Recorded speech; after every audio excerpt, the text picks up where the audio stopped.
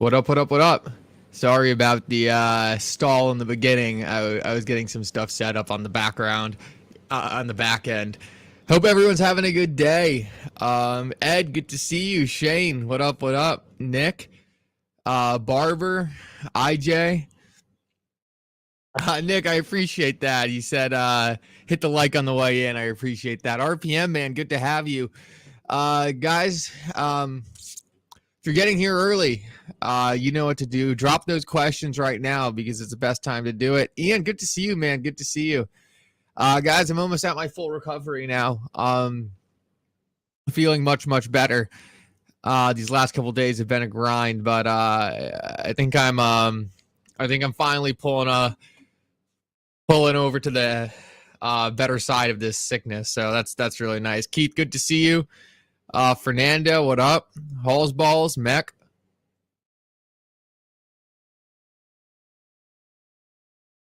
So we're going to do some macro stuff today. One of the big things being focused on right now is inflation and GDP.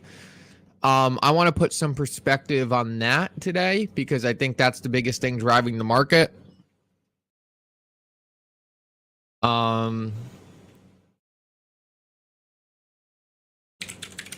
We just pull up some charts. I want to go over CPI. I want to go over GDP and why I think a lot of the stagflation calls are being a little exaggerated. Harlan, good to see you. Primal, thank you.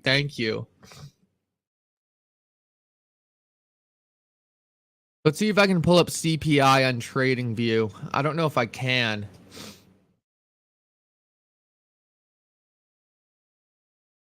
Jared Johnson, good to see you. Guys, we already have 160 on YouTube, which is phenomenal. If you're coming over here from YouTube, I'd really appreciate you dropping a like on the stream. Upper right-hand corner should allow you to do that if you're on mobile. And then if you just hold your thumb down on the screen for 2 seconds, it will actually also bring up a little place for you to like the stream. So really, really appreciate anyone doing that. I'm seeing if I can find CPI right now as a chart on TradingView. It doesn't look like it's going that well thus far. I have other places I can go to look at the CPI. I would just like to do it on TradingView.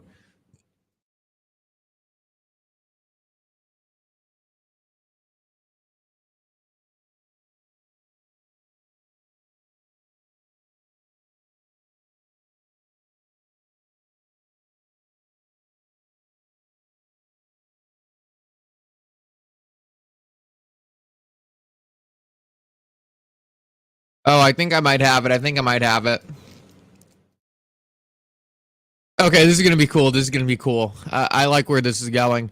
How's everyone doing today? Daniel, good to see you. Murdoch, Darren, Chadwick.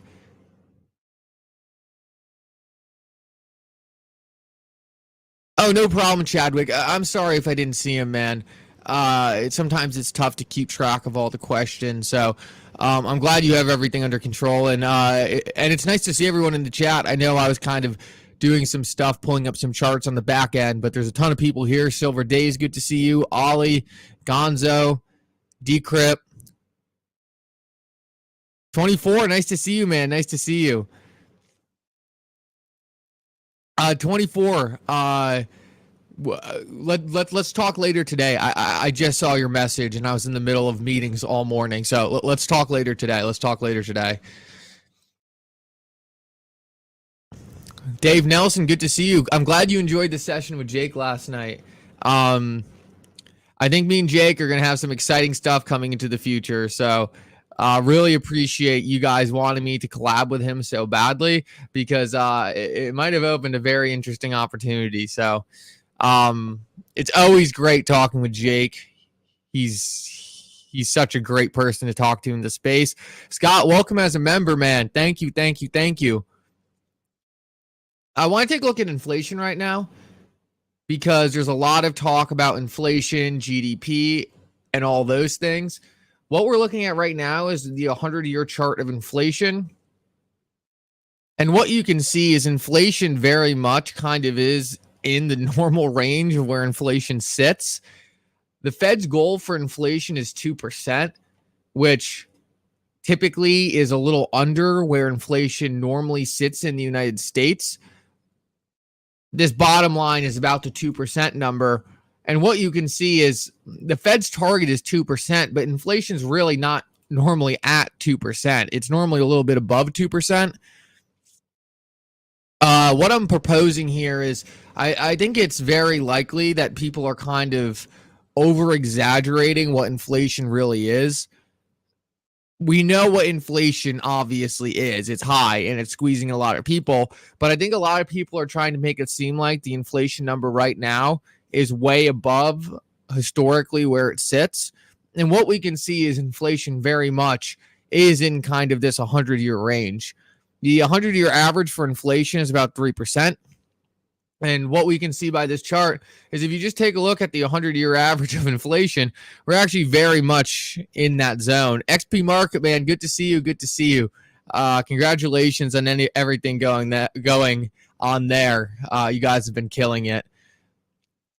So this is the first thing I just wanted to bring to people's attention, because obviously there's a lot of talk about how bad inflation is, but when you zoom out and just look at historic precedent for inflation, it's really not that bad.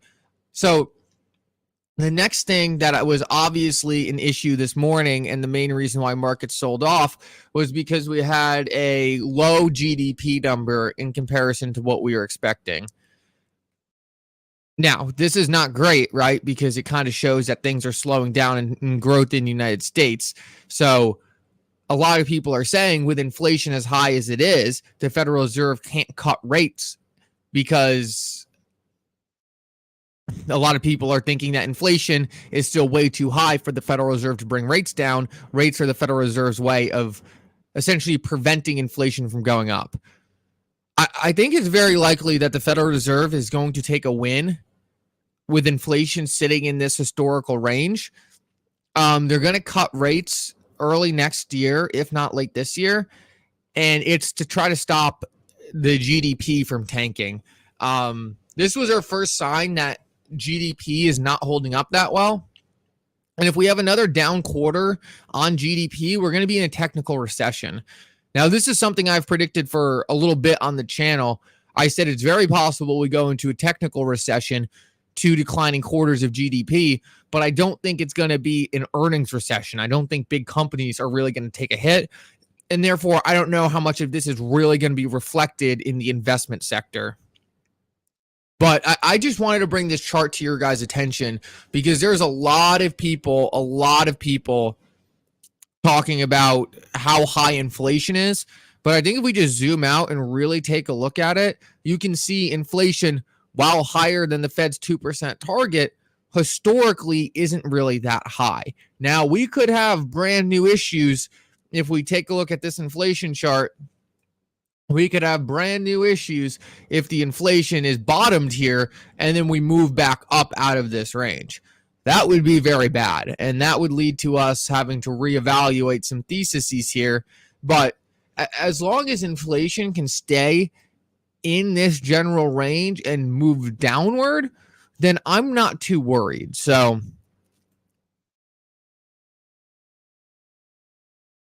XP Market, great question. Do you think there's no chance that interest rates will be cut on Wednesday at the FOMC? Yeah, I pretty much think there's zero chance. One of the reasons why I think there's zero chance that there will be a cut this Wednesday is just because the Fed is in the position of getting to see how the market reacts to stuff before actually putting their policy decisions in. Right now, the market is already priced in that there's not going to be a rate cut, and the market has been pretty accepting of this. We haven't seen some dramatic sell-off. In fact, if we take a look at right now what the QQQs are doing, essentially the tech index in the United States, we can see that we're actually putting in kind of a bottom here and a green candle. Now, let's see how this plays out. But what we're seeing is the market isn't overly terrified of the Fed not cutting rates this meeting. And therefore, I think the Fed can kind of get away with not doing it. I think we're going to get to a point where the Federal Reserve has said, you know what, we've gone far enough. Inflation is still within our range. We're cutting. I just think right now the Federal Reserve has not benefited from being early here. I think they're benefited from being late. They could always cut faster if they need to, but they don't want to cut too early and possibly reignite inflation. So I think the Federal Reserve is going to hang on the back end of these rate cuts as much as possible. I think if we did see a scenario where we saw a lot of stress in the banking sector, then we would see a different equation. Let me pull up this for you guys, because I think this is going to show you guys why the Federal Reserve is actually going to have to cut a little quicker than possible. I hope I can pull this up fairly quickly.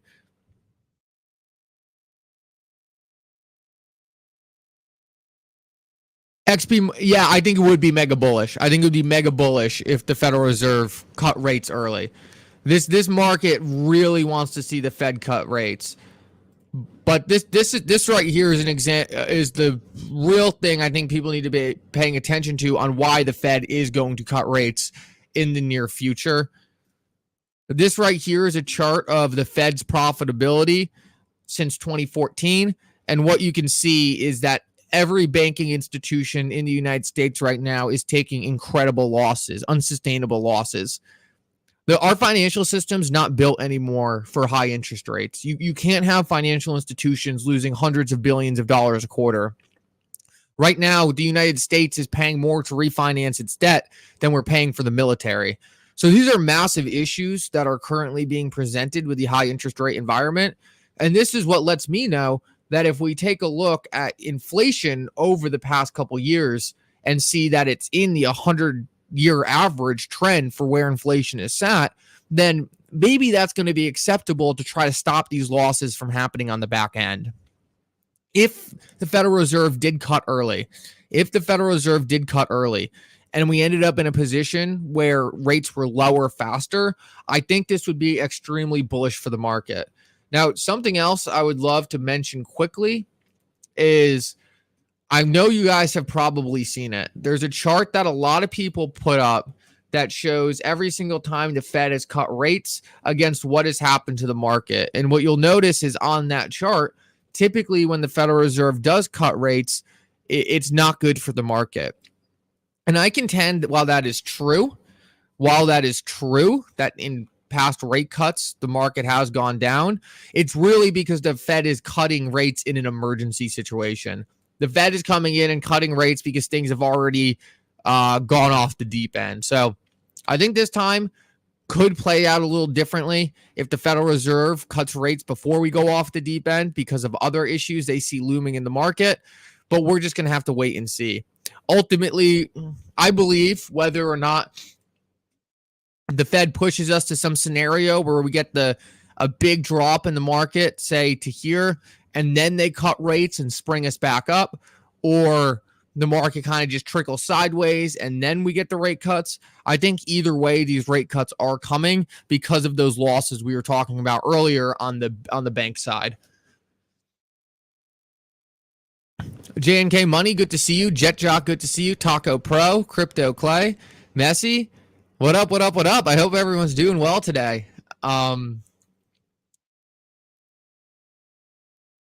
European banks already cutting rates. Ian Clark, that is a fantastic point right there. That is a fantastic point. We're already seeing rate cuts in the ECB, which is a great indication that we're likely going to see similar policy in the United States.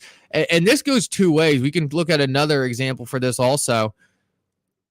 The ECB has put forward MiCA, which is cryptocurrency regulations. I think the United States is going to import that as well. So I think we're going to import the rate decisions being done by the ECB, and I think we're going to be importing the cryptocurrency legislation as well, which is ultra bullish. Guys, quick shout out, upper right hand corner, 3 dots, drop a like on the stream. Also, if you're on X, make sure to drop a retweet on this. It's going to help more people see it. Really appreciate everyone doing that. The goal is to educate as many people in the cryptocurrency community and traditional financial community as possible about kind of these live streams so we can teach them about XRP and a lot of the stuff going on here. So all your guys' efforts make a huge difference in doing that. I can live stream all day, but if no one watches the stream, if no one likes the stream, if no one shares the stream, I'm not going to have any viewers. So you guys play a massive part in this entire thing, and I really appreciate everyone here on a daily basis who contributes to the stream, who is a member, and the people who just do the simple things like drop likes. It's all super, super helpful.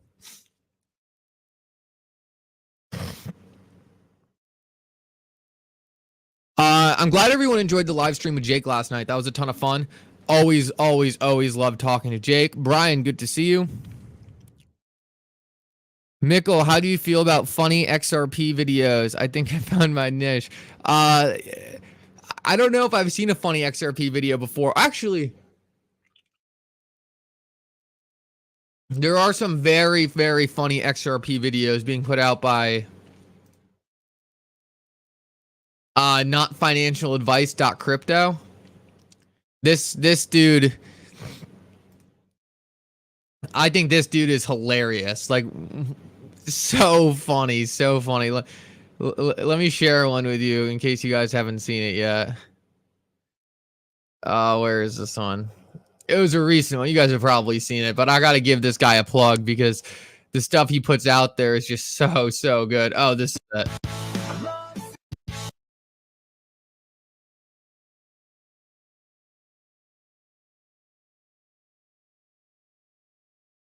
Let me just do a volume check real quick. Is that volume okay? I don't want to be blowing people's ears out. Just give me a quick thumbs up if the volume's okay. JetJo, thank you so much for the donation, man. Really appreciate that.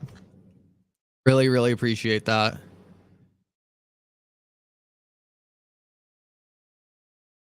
Okay, cool. All right. Just a quick plug. I thought this was pretty funny. You guys are going to enjoy it.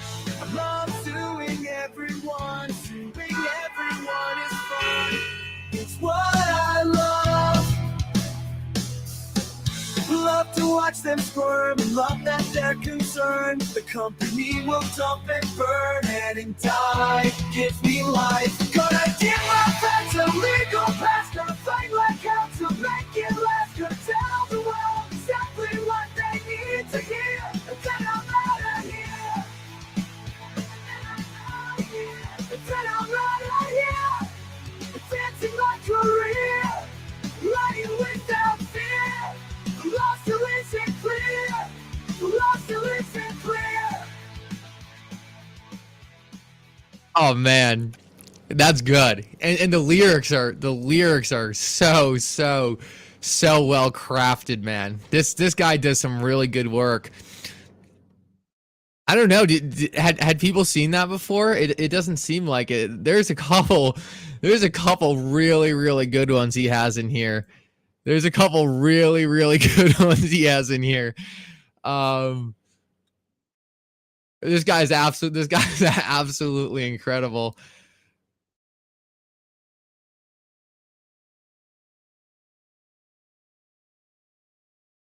Yeah, I'm glad you guys enjoyed that. Maybe once a day we'll go through one of his videos and pull one up.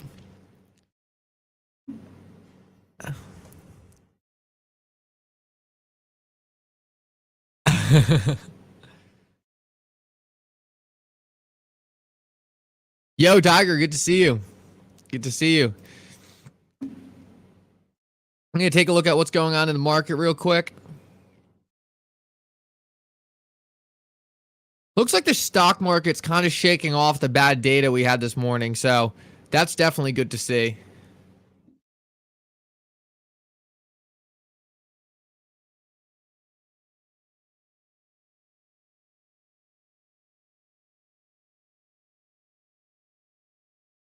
What's defense saying? What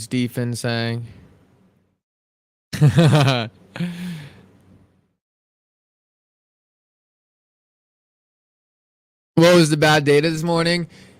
Defin, that was bad GDP numbers. They weren't bad GDP numbers. It was 1.7. The market was looking for 2.3% GDP. It wasn't great. Some people will say that means rate cuts are coming sooner. So we'll just have to wait and see where that ends up landing. DXY, we can check that out. That's a good one. DXY, dollar currency index. Okay, yeah, this is good to see. So I'm gonna start out zoomed out here, and then we'll come in a little bit and get a closer look. That's not what we meant to do. Ugh. So this is generally what I watch on the DXY, dollar currency index. Guys, these lines I'm showing you right here are not some magic lines, right? We're not expecting that these lines are going to be the thing to force the dollar up or down. But the reason why I show this chart is because, first of all, what we can see is there's general cycles here where the dollar seems to kind of fluctuate in these waves. That could change at any moment. That could stop happening, but we're looking at the chart since 1967, and these things have continued to be there. So the first thing is obviously those things, in my opinion, seem real. The second thing is we can take a look at some fundamentals on top of this. We had record money printing in this time period right here, right? Record money printing here. In my opinion, this is likely going to be bad for the dollar over the long term because reckless monetary policy kills purchasing power, and a decrease in purchasing power is obviously going to do a long-term hit to the strength of the dollar. So I wouldn't be surprised if, because of that reckless monetary policy up here, that the dollar kind of continues this trend of where it's now going to move back towards the bottom part of this range. If we take a look at what's happening on a more zoomed in scale, or zoomed in time frame,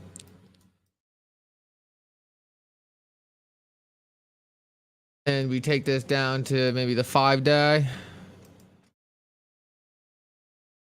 That's a tough way to look at it. Sorry. Let me try that.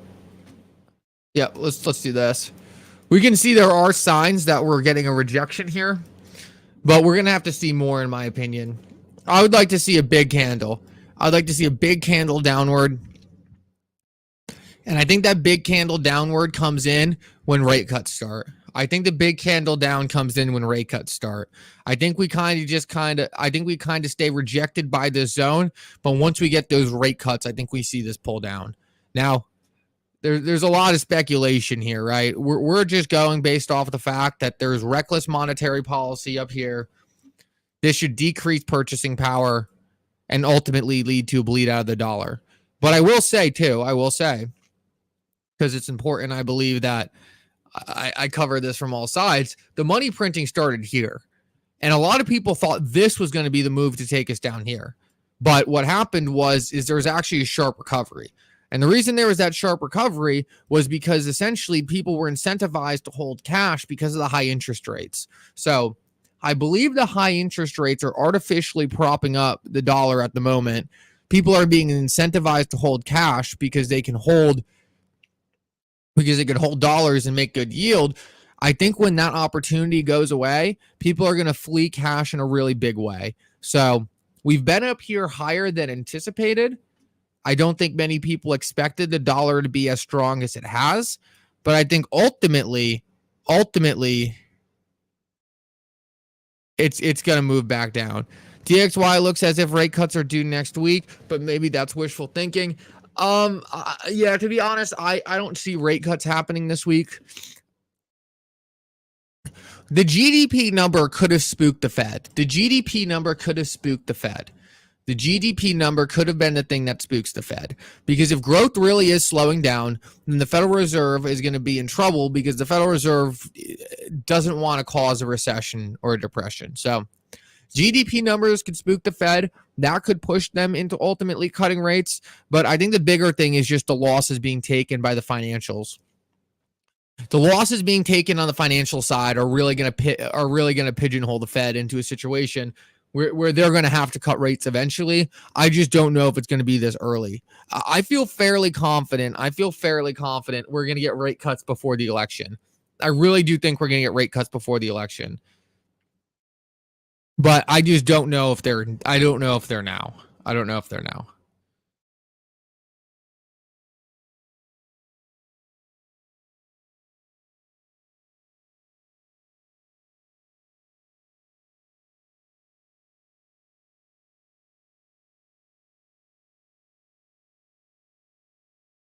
The judge will make a decision sometime between May and September, most likely.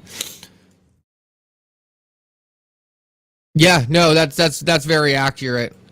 One of the fascinating things about the judge's decision, sorry, is it's likely going to fall right at kind of the end of this consolidation pattern, and we're likely looking at that decision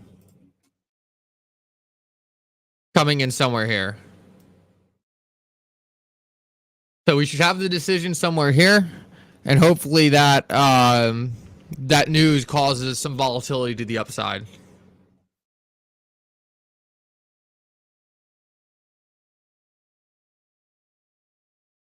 Stephen, great question. What do you think keeps inflation high? The business to make more profits or cost of producing? As your European inflation comes down, why doesn't the United States? Stephen, what a great question. What a great question. Let's jump into this. I'm going to give you an answer that's going to surprise you, I think. I have an answer that's going to surprise you. Let me just pull up the chart I'm looking for.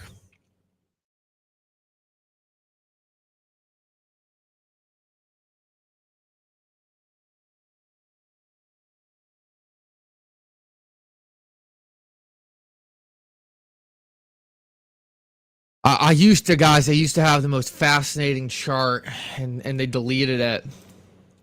It's such a shame. It's such a shame. Let me see if I can pull something up right now.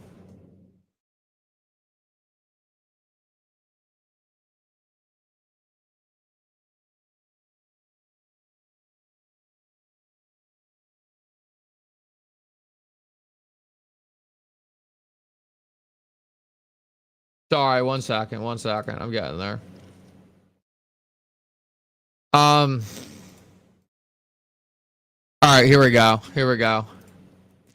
So guys, this is the US inflation by Trueflation. And what we're seeing is Trueflation has the US inflation already at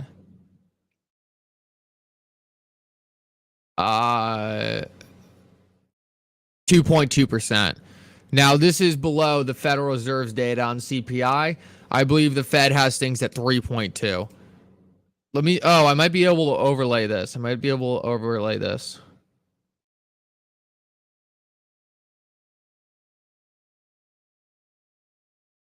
think this is what I've been trying to do.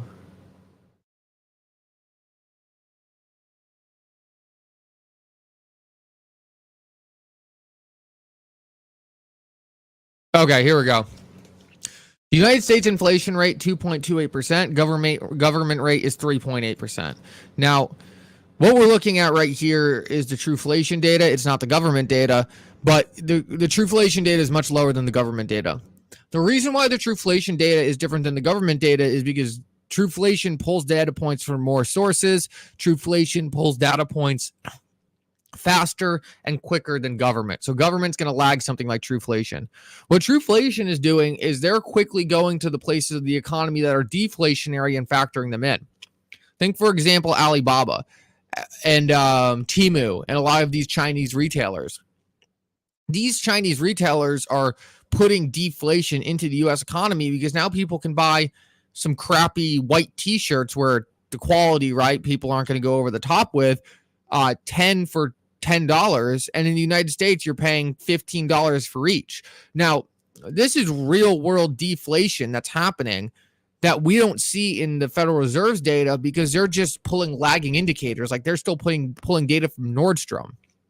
Meanwhile, Trueflation is pulling data from the actual economy. It's things happening in real time. It's all the new deflationary sources that hit us every single day. So that's why I think we see the U.S. inflation actually much lower than the government's reporting.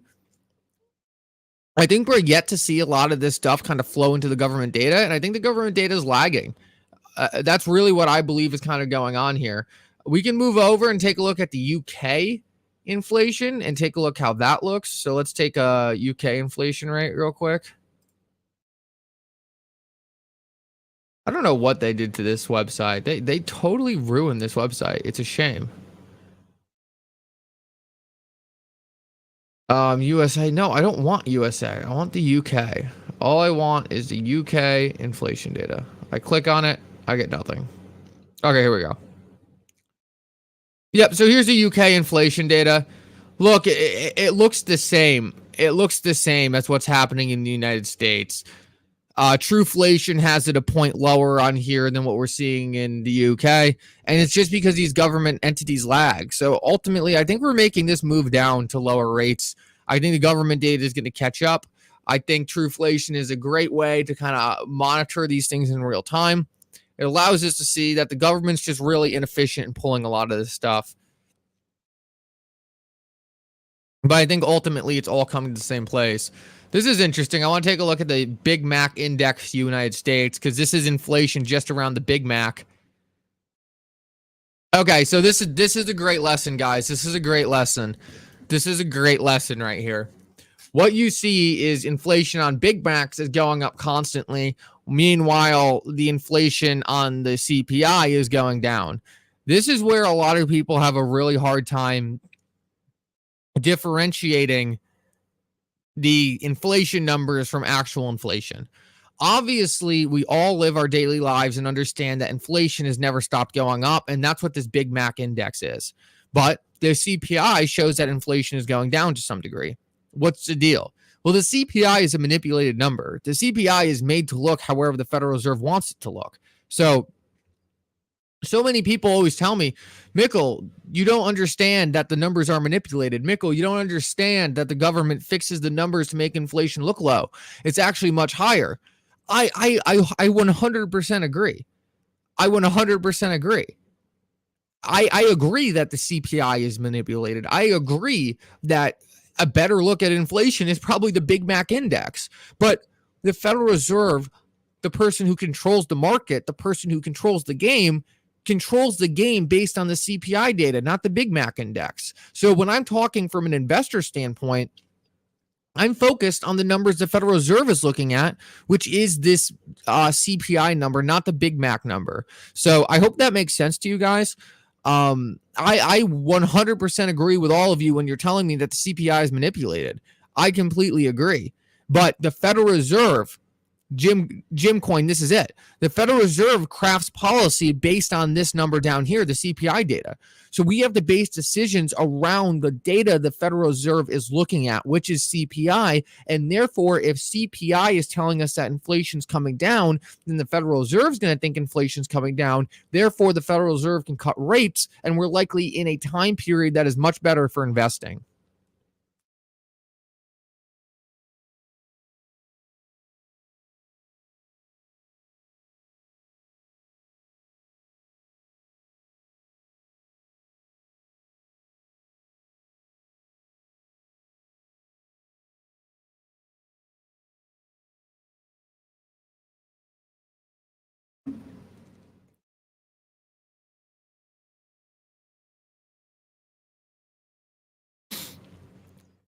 Messi, don't do that to me, Messi. Don't do that to me, Messi.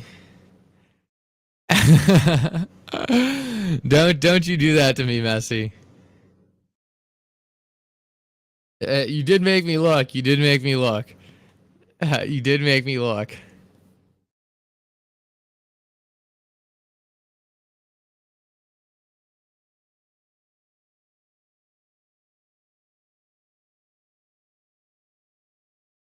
Awesome, Jim. I'm glad you could see that. Look, I'm not here trying to convince you that what I'm saying is necessarily right. I'm just giving you my theory, right? I'm giving you my theories here and how I look at it. But I'm glad how you were at least able to comprehend kind of what I was pushing here, right? You might disagree with certain points, but what I see being the most important thing to dictate the market right now is the interest rate. And the Federal Reserve has been very clear. They move the interest rate around based on CPI. So therefore, I have to use the CPI. They're they're using, not the CPI that I see in my daily life.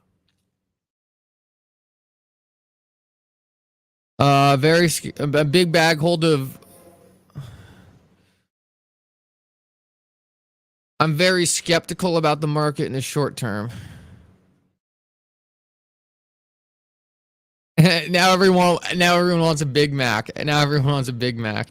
What did defense say? What did defense say?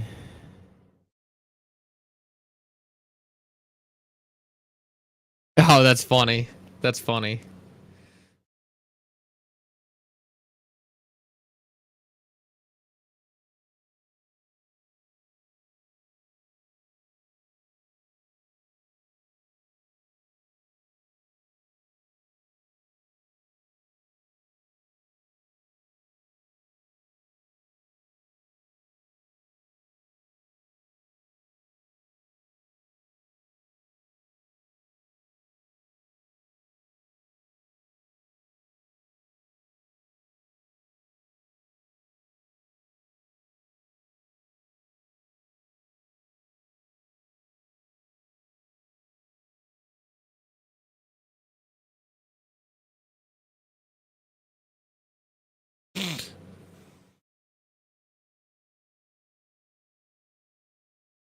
What else? What do we got? What do we got? What do we got?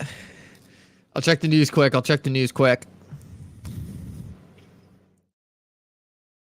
I'm glad you guys find some of these macro conversations interesting. I never want to get too much into the macro because I know for some people it's probably a bit of a snooze, but it is really, really, really important. So I do like to focus on it a little bit.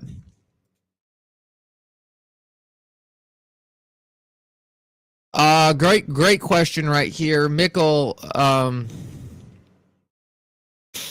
Deefin, we can talk about that in a minute. Deefin, we can talk about that in a minute. Hold on.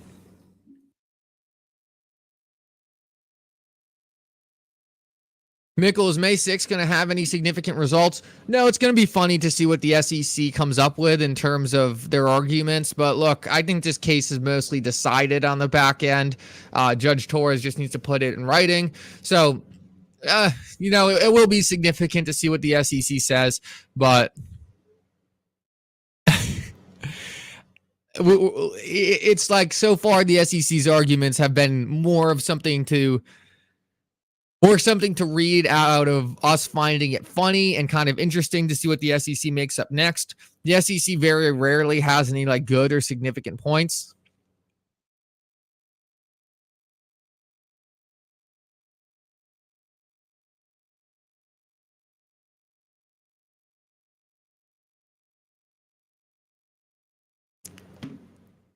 So look, May 6th is going to be an interesting day. We're going to get to look at all that data.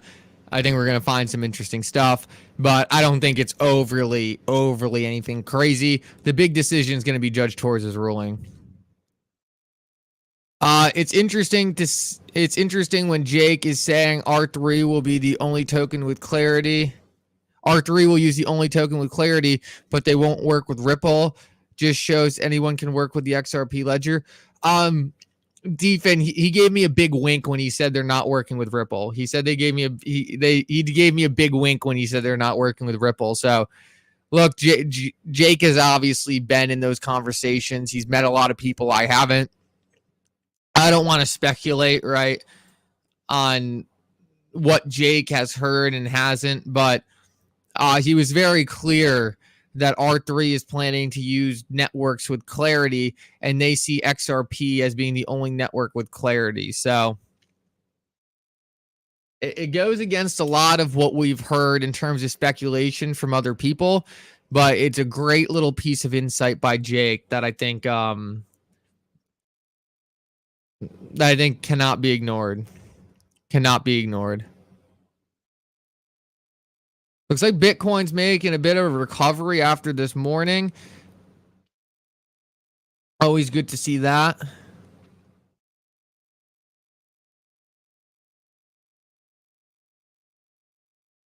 Maybe this is a bit of a little retest right here. Maybe that's our catch.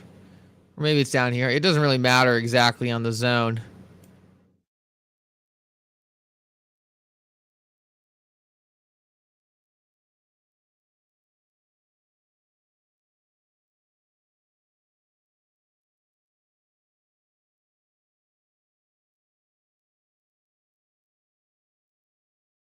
Messi asked earlier if there was going to be a member-only live stream today. We could do one, but there's not that much interesting stuff going on. Normally, I like to hold the member live streams when we have something like nice and juicy to jump into, and we have a lot of people in the chat. So maybe we'll do a member live stream tomorrow and see if we can get some fun, important news to go over. Today's a pretty slow day, to be completely honest with you guys. Just kind of analyzing the market and see what happens.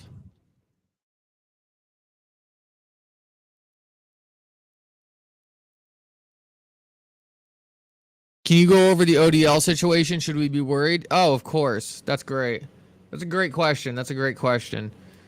ODL situation.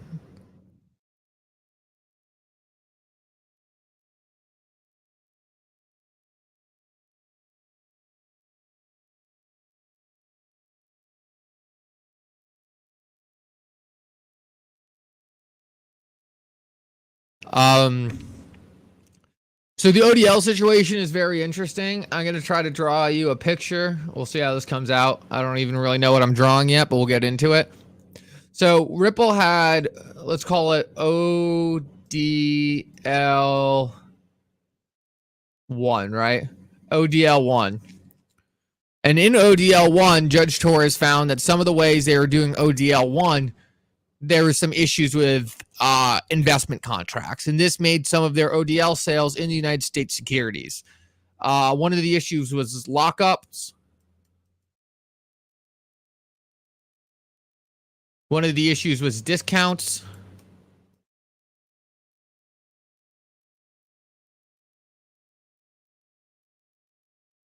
And the last issue was, I don't remember. It's really not that important, to be completely honest with you guys.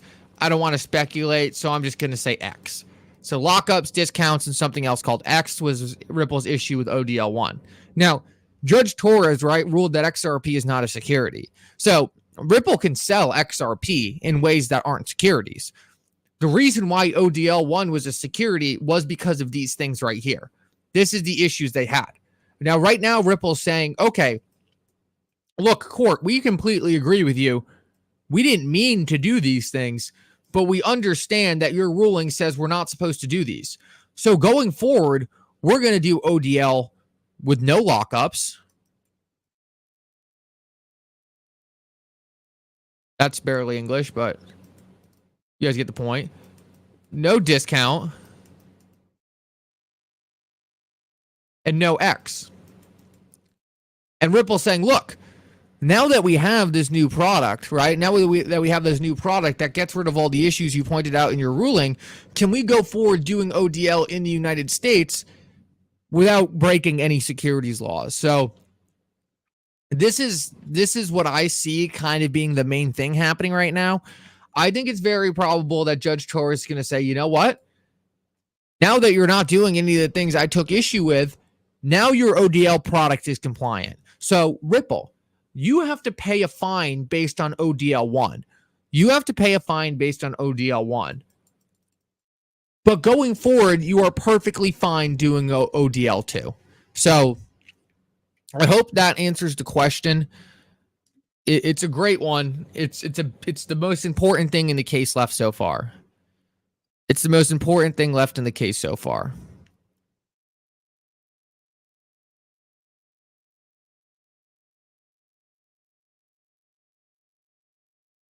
XRP2 uses ODL. XRP2, we're not really talking about XRP2. ODL2 uses XRP. ODL2 uses XRP. They both are going to use XRP. They're both going to use XRP. Ripple just needs to make sure. That they can do ODL without getting into any issues with the court.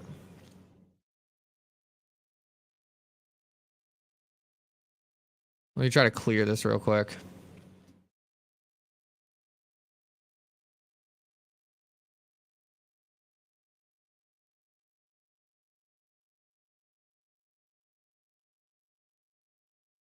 No problem, Adam. I'm glad that helped.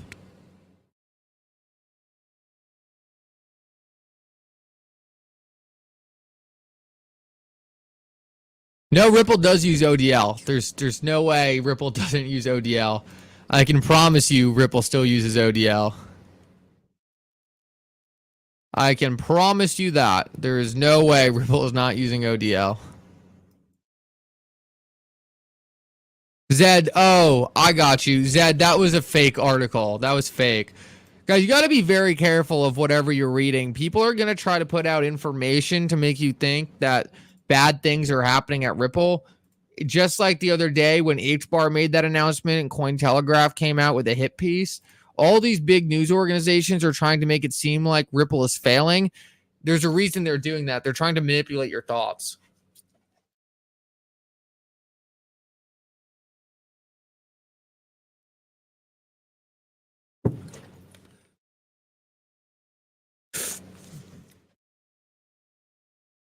Yeah, there's no Monica Long tweet saying that Ripple has no ODL customers. Let's see if we can find it and break it down. Let's see if we can find it. No ODL.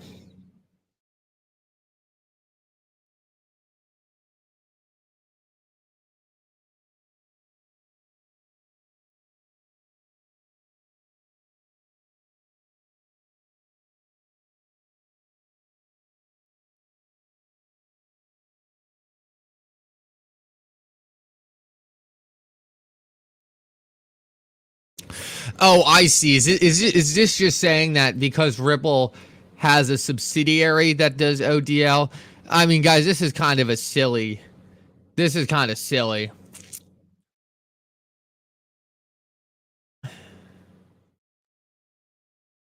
Yeah, I mean, if you want to say that Ripple's subsidiary does ODL, not Ripple, I mean, the subsidiary is still under Ripple.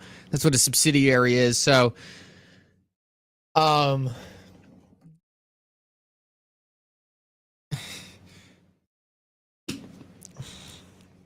that's that. Guys, that's like me telling you that I don't have a YouTube channel. My LLC has a YouTube channel. Like, would you take that as an argument that I don't have a YouTube channel? Like, imagine if I came on this channel every day and said, oh, I don't have an X account and I don't have a YouTube channel. And then we like sat here for 30 minutes talking about it. And then I said, oh, my subsidiary has a YouTube channel. Like, that's a little silly, right? Like, Ripple obviously has ODL customers.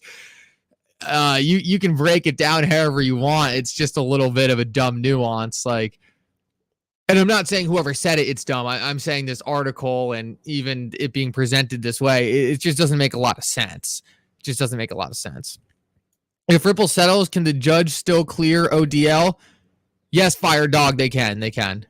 Yep, 100%. And thank you for that donation. Thank you for the support, man. Really, really appreciate that.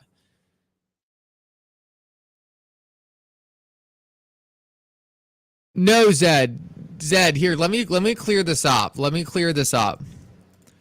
Ripple is doing $250 million a week in ODL volume.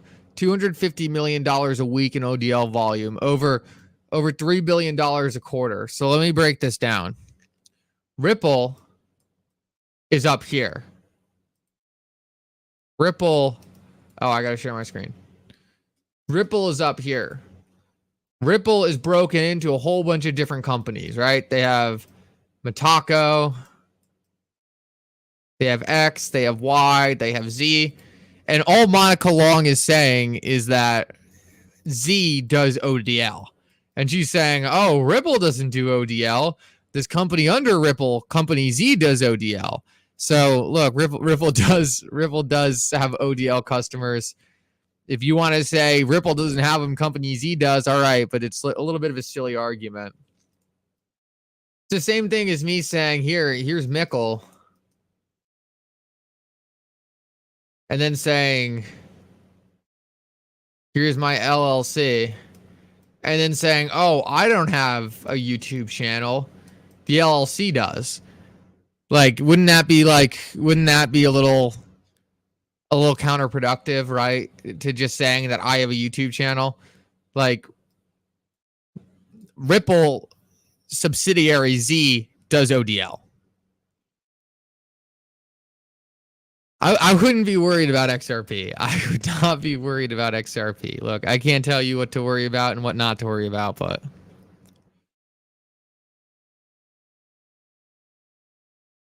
Let me see what Taylor said. How many high-level employees does Ripple need to show up at high-level meetings and conferences before everyone realizes there's more going on behind the scene than right in your face? Yeah, Taylor, I think unfortunately, a lot of people think that they can vet Ripple the company better than some of these high-level executives. I mean, guys, just take a look at the kind of a talent Ripple's attracting.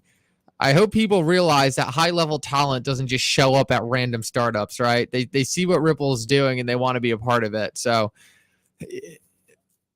I don't really see the worry. I think most of the worry is just because the token hasn't appreciated at the rate some people have wanted it to. And when it does, all their worries are still going to be present in the market, but they're not going to be worried because the token's going to be high. So, understand that most of emotion in crypto is based on the token price. That's going to change in a big way in the near future. And I think we just need to get to that point and get past the FUD.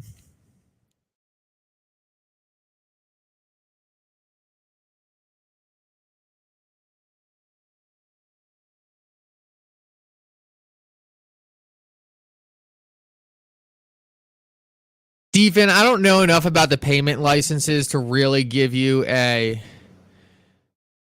I don't know enough about the payment licenses to give you a distinguished answer there. So I'm just going to be honest and say, Stephen, I don't really know.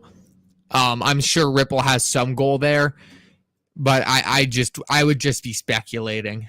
And honestly, I've seen you make a lot of smart, very smart, educated stuff on this channel. So your speculation there might be just as good as mine. Furthermore, the Ripple executive stressed that contracts facilitating XRP sales from Ripple's subsidiary ODL customers. Yeah, it's just a subsidiary. Bravish, thank you for the donation. Really, really appreciate that. Your confidence and enthusiasm is what keeps me watching. I really appreciate that. Really do. Thank you, Jim Coin.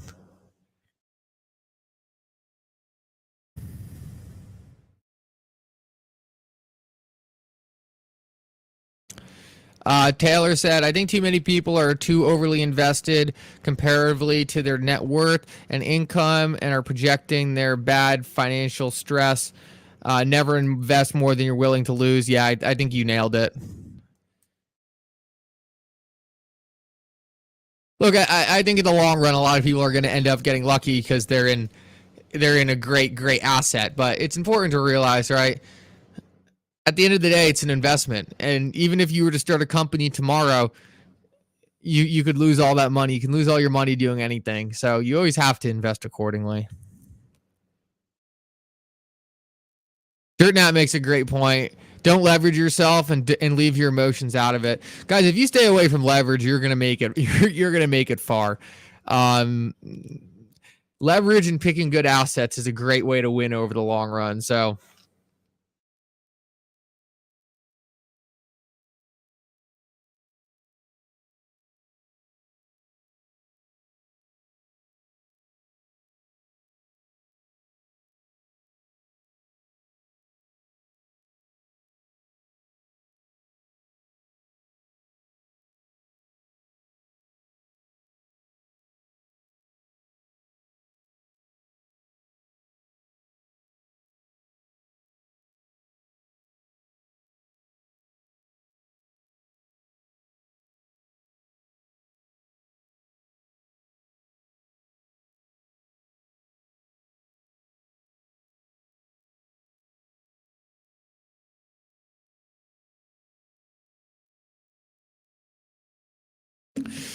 Like and subscribe. Thank you, Silver Days. Yeah, guys, I haven't said this much today. If you're new here, would love to have you here more often. A great, easy way you can support the channel is just by subbing.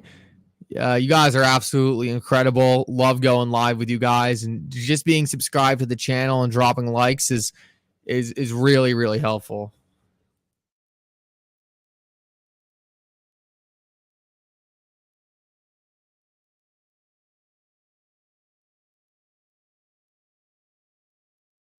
I completely agree, Messi. Great comment. Can Ripple sell XRP directly to institutions? Yeah, they can. They just have to not do lockups. They can't do discounts. And they need to probably make sure those institutions are outside the United States in the meantime. But they can 100% still sell at institutions.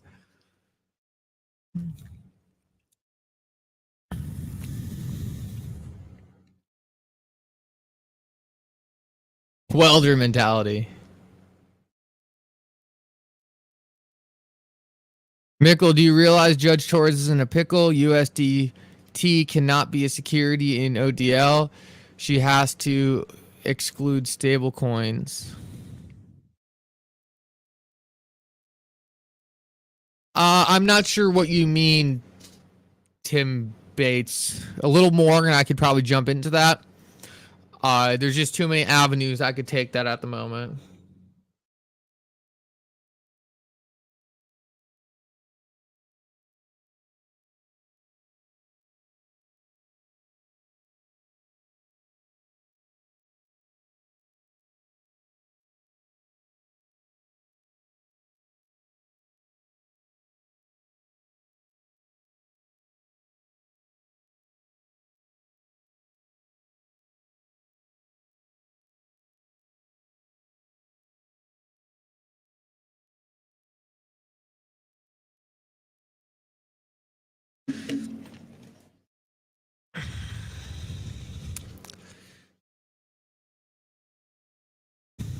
Let's take a look at a different chart. Let's take a look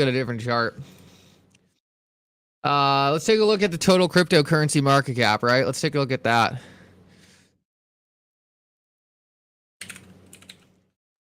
Total 2. Nice support we're finding here.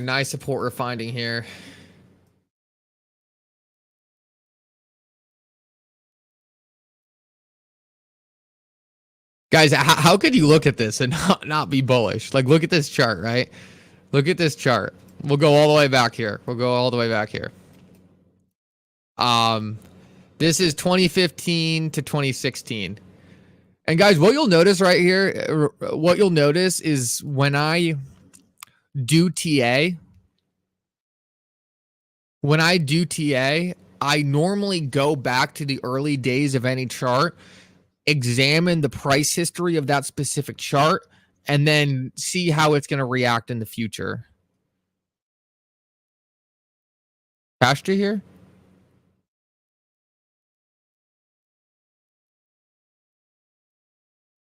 Yeah, Cash, I completely agree. Cash just said ODL isn't in question. It's the contracts around ODL that simply need to be compliant. Yep, I agree.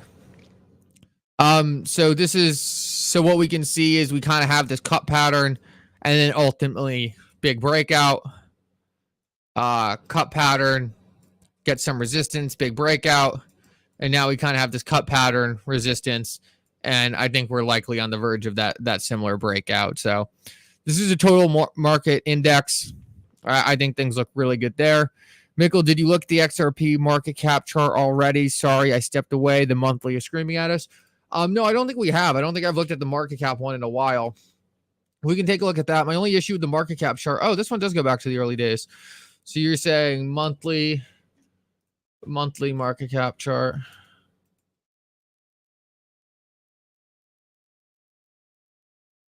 Honestly, I think I prefer the weekly. Just because we're already seeing this kind of recovery here. And hopefully that push up. But yeah, no, that looks really good.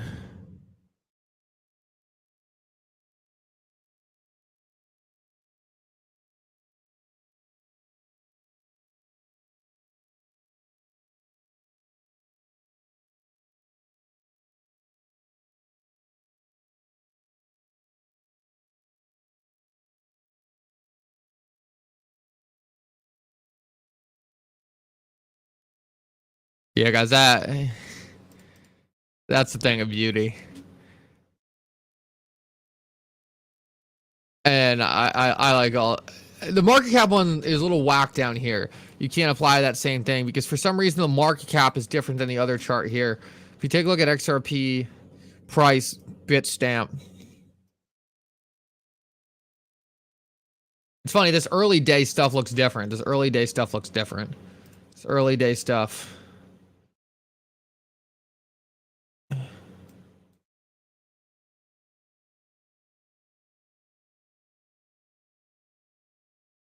And you come over here and obviously this.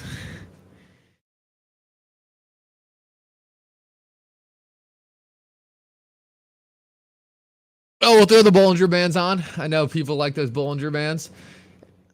Let me see. Also, guys, I'm not sure how many of you use TradingView. It's really fun to play around with. It's free too. Like everything I'm doing here is completely free. So, this is something if you're ever bored, it's a pretty fun thing to play around with. I think I like to set. I need to change something down here to make it look good. Oh, it's chart, the monthly chart. Okay, Bollinger Band squeeze, and then what I like to do is go back to those settings,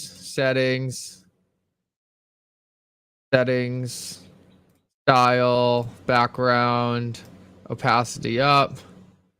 I don't like these lines it gives me.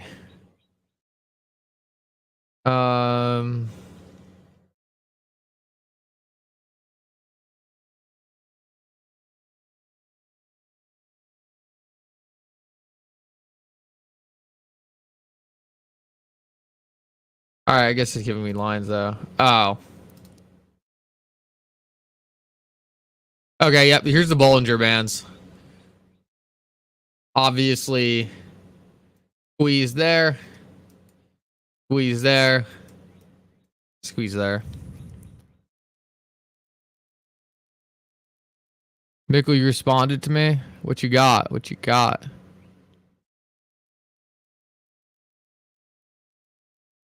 How long did the squeeze periods last? What a fantastic question there, Defin. So we're gonna go from vertical to vertical. We're gonna go from vertical to vertical. So this one, it looks like this squeeze was only 25. Oh, 182 day squeeze. This one's gonna be way longer. This is gonna be a 581 day squeeze, and the one we're currently at right now looks like it's going to be a long one. 742 day squeeze. Now this squeeze is a little more gradual, right? This one has kind of this move here in it. So maybe and I don't really see the squeeze happening there. I see the squeeze more started here. So I see us being more at like the 400 day range, just because it's hard to judge exactly where you take the squeeze. It's really hard to judge exactly where you take the squeeze on this most recent one because it does look a little different. It does look a little different.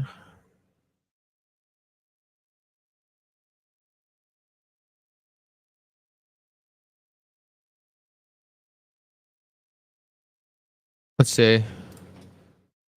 Crypto Clay says, Mickle, what is stopping a country from buying all XRP and just holding it, not allowing it to be used?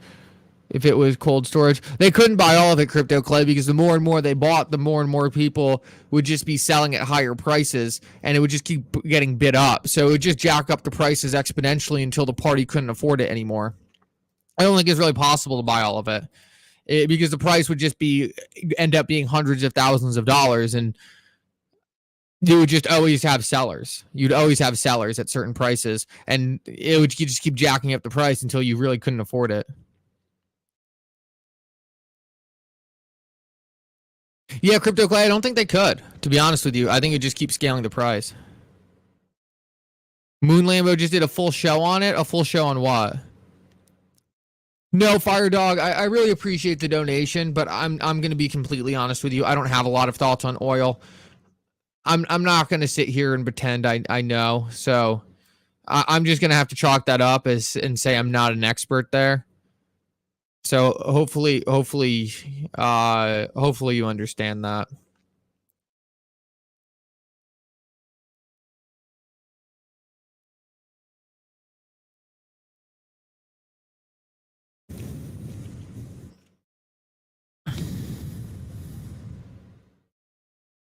Well, Crypto Clay, it doesn't really matter what intentions they're doing it for.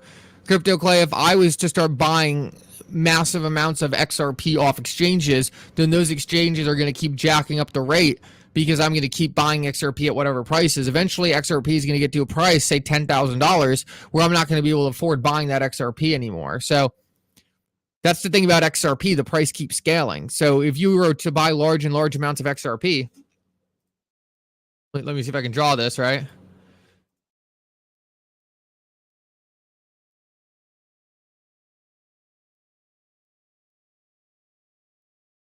Ready, Crypto Clay? So let's say this is a $1 million XRP.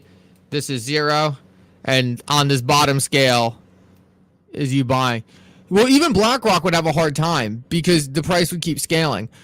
Look at Bitcoin. Crypto Clay, I know, because there's already, they could try to buy the outstanding circulating supply, but people would keep selling.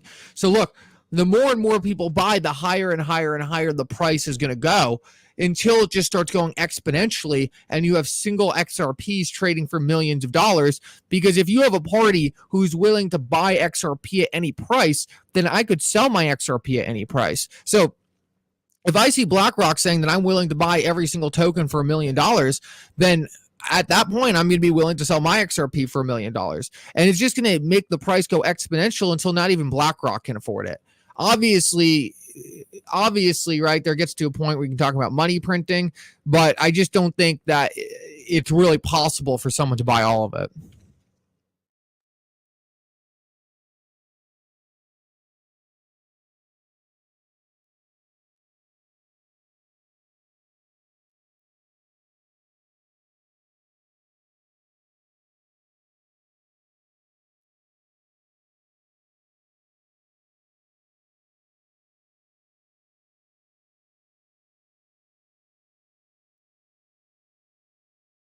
And Crypto Clay, imagine this too. And I'm just kind of thinking of these things on the spot.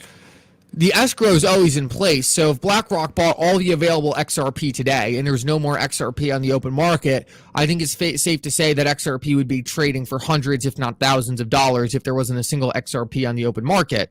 Because if BlackRock was willing to buy every XRP possible, then we could sell BlackRock whatever price we want XRP. So if BlackRock literally says its goal is to buy every XRP in existence, then why would you ever sell it to BlackRock for any price lower than $100,000? If BlackRock's going to buy my XRP no matter what, then every single one of my XRP for BlackRock is listed at $3 million.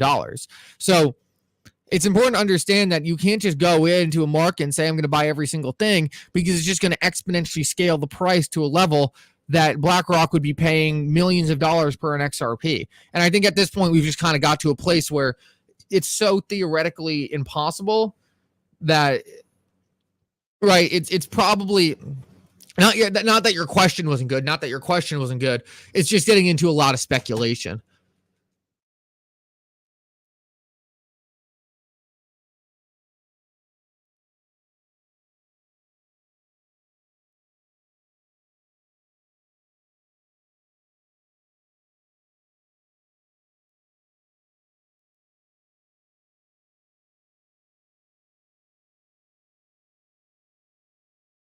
Yeah, I have heard of the Shane Ellis theory. Rapidly, the order books across exchanges are bought up, and buy and sell walls are put in place to keep a stable price. Yeah, I don't know if you really need a stable price anymore, Johnny. A lot of the theories on XRP, while I think very compelling in the early days, are very, very much different now. And what I mean by this is in the early days, Johnny, a lot of people thought the system was going to work like this. Institution A, Institution B. Institution A sends Institution XRP. And in this model, right, it makes sense why you'd want XRP at a stable price. But now the system is really turned into Institution A sends fiat into XRP.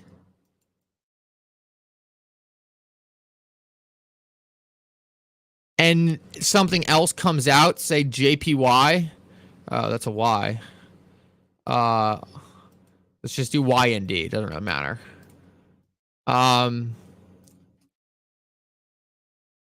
it doesn't actually matter anymore if XRP is a stable price. because the XRP in this liquidity pool in the middle can be whatever price, right? It doesn't matter because you're just using it as liquidity. So the higher XRP is priced, the more liquidity. The lower XRP is priced, the less liquidity. But ultimately, it doesn't have to be stable. It can be kind of whatever to facilitate the trade. So I think there could be truth to that theory in some parts, but I think in other parts, right, it's just a different market, different strategies, different things at hand. It's hard to always it's hard to look back at a lot of those theories and apply them today just because so many things have changed.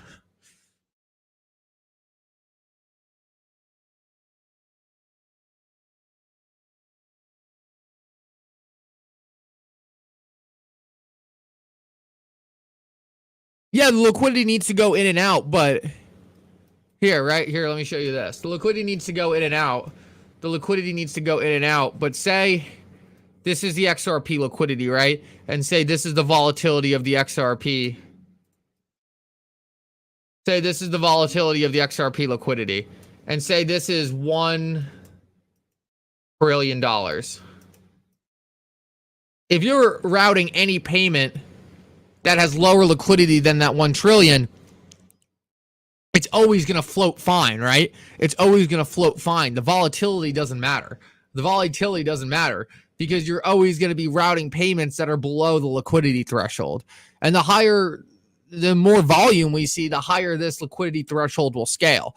So I think about it as I think about XRP as kind of a canal or like a river.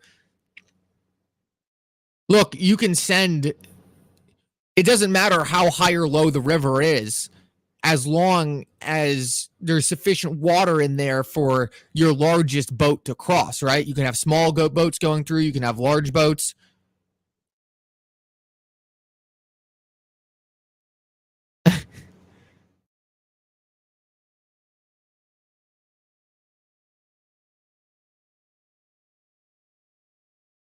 What's Moon Lambo?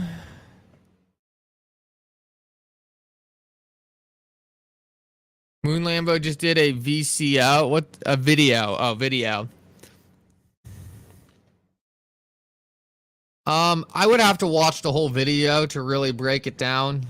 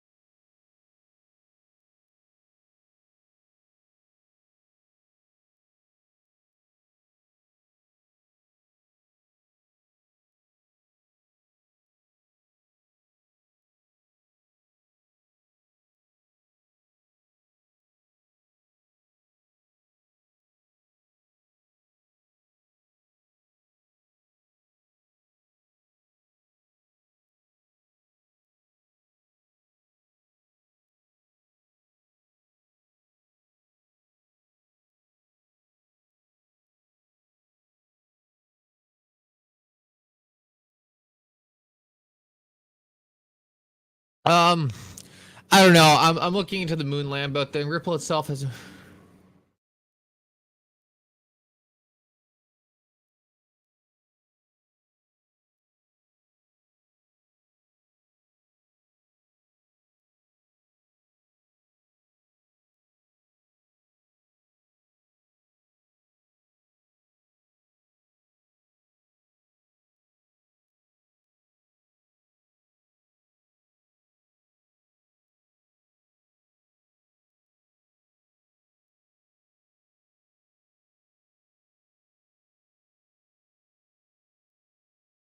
Yeah, I don't know. I think something's missing here. I think something's missing here. I'll have to watch the Moon Lambo point video when I get a point. Oh, Bitcoin's going parabolic, huh? Bitcoin's going parabolic. Chart watch. Bitcoin's going up. Nice recovery from this morning. Nice recovery from this morning on Bitcoin. Now I just realized that I'm showing you guys the wrong chart. Sorry about that.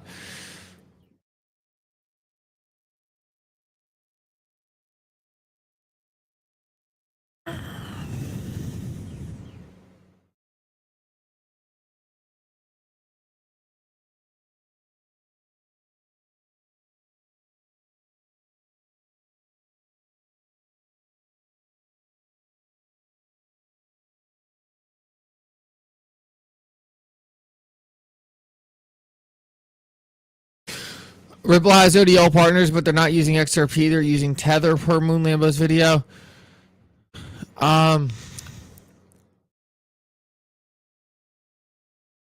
Yeah, I mean, maybe. I just don't know if the facts are there for that. I don't know if the facts are there for that.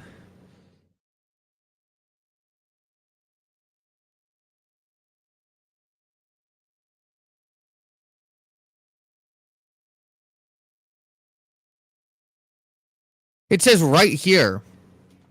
It says right here. As of the date of this declaration, to the best of my knowledge, based on reasonable inquiry, all ODL customers of any Ripple subsidiaries who use XRP and ODL are domiciled outside the United States and are sophisticated counterparties. So it says right here that all the ODL customers who are using XRP are outside the United States. I don't understand how this means that that ODL customers aren't using XRP. It says right here, as of this date of this declaration, to the best of my knowledge, all ODL customers who use XRP,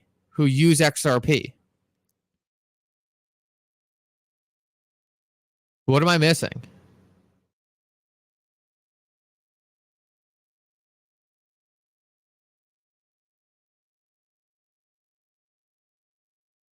Like, guys, I don't get it. Like, as of the date of this declaration, to the best of my knowledge, based on reasonable inquiry, all ODL customers of any Ripple subsidiaries who use XRP in ODL. Like, it literally says who use XRP in ODL.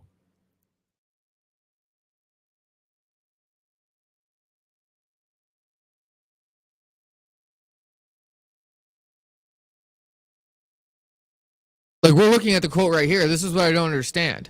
I'll zoom in on the quote so you guys can see it.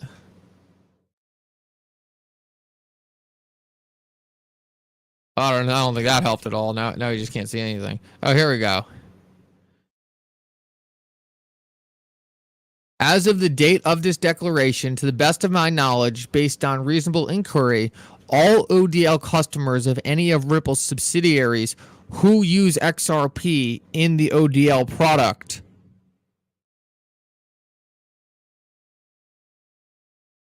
Yeah, I just think he's wrong.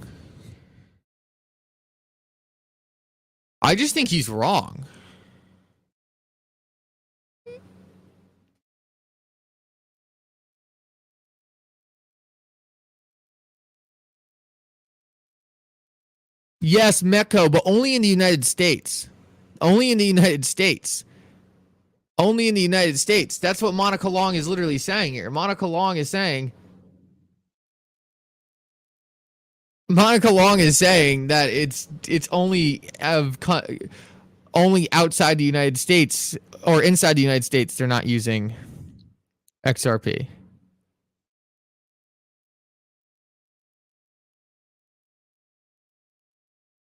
No, I don't know. I just don't think he's right. Like, I don't know how else to put it. It seems so obvious to. Why does it have to give me this ad of this dude right here? Like, do you think I really want this? Do you think I really want this? The Crypto Basic. Thank you for showing me a bunch of fat shirtless dudes on my. I'm trying to read a news article and I'm just being hounded by shirtless dudes. Let me see if I can go to Moon Lambo's channel. Let me see if I can go to Moon Lambo. See if he has anything. I mean, I think he's wrong. Okay, Cash is agreeing with me. Cash is agreeing with me. Thank you, Kashta. Yeah, he's completely wrong, right?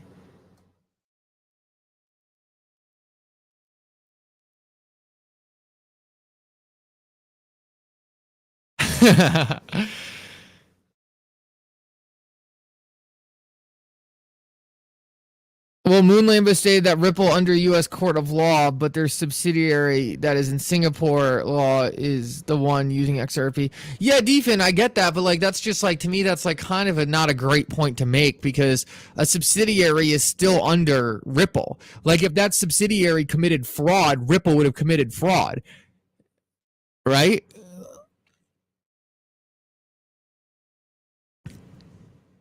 Like you can't have a subsidiary commit fraud and ultimately not come back to Ripple. In the same way, if they're selling, if they're like Ripple's still doing the ODL, it's a subsidiary of Ripple. It's under them.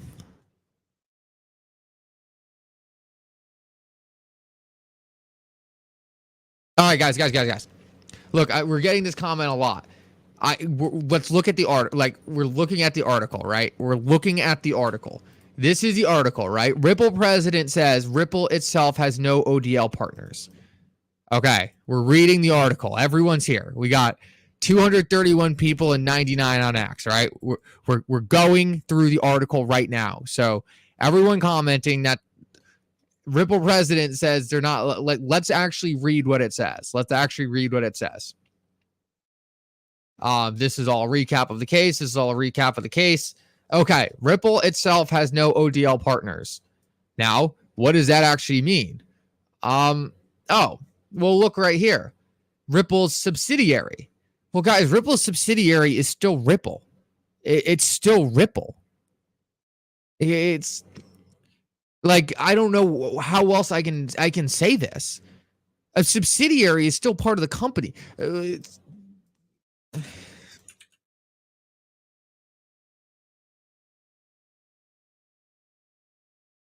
A subsidiary is a business entity that is either fully owned or partially owned by the parent company. More than 50%. So it's still Ripple. That's what a subsidiary is. Okay, so this right here says Ripple itself has no ODL partners, and then it says Ripple has ODL customers right here.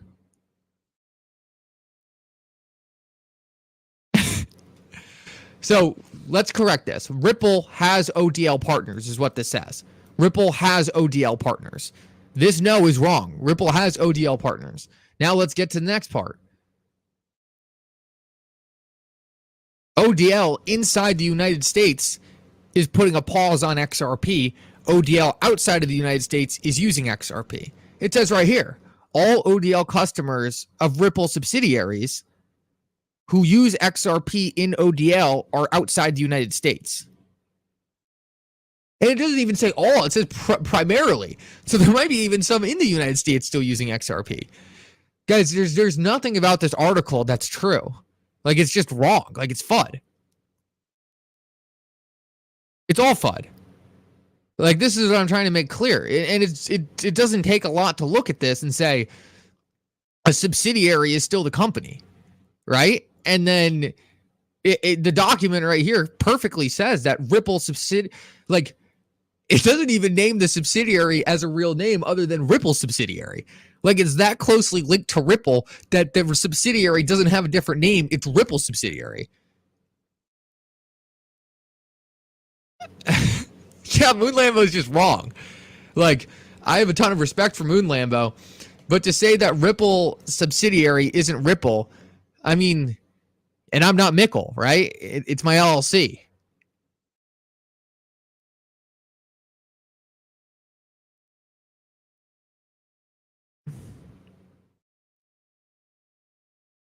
Liberty.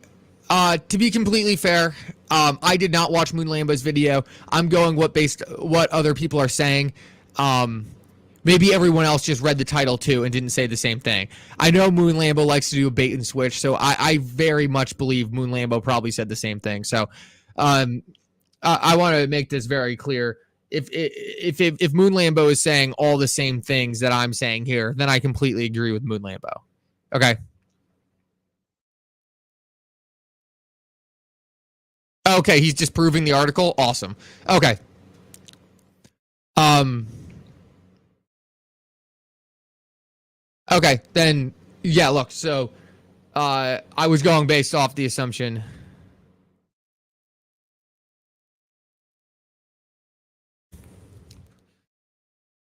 Awesome. I appreciate it. Look, I don't want to make it seem like I'm taking shots at someone, and especially not before I've seen the video. So, the way the comments were rolling it made it seem like Moon Lambo was agreement with this. But if me and him have the same position, this is exactly what I expected.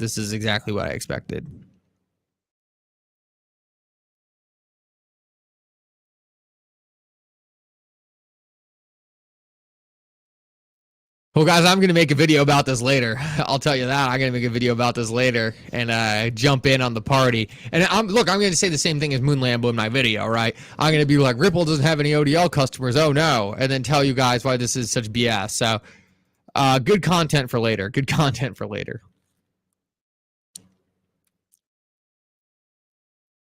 All right, guys, I'm overdue on moving on here.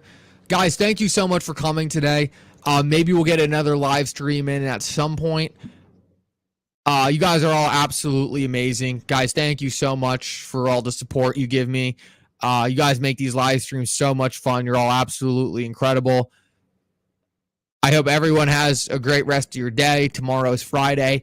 Made it through another week. I'll talk to you guys all later. And thank you guys all so much. And thank you for another great live stream. Mikkel out.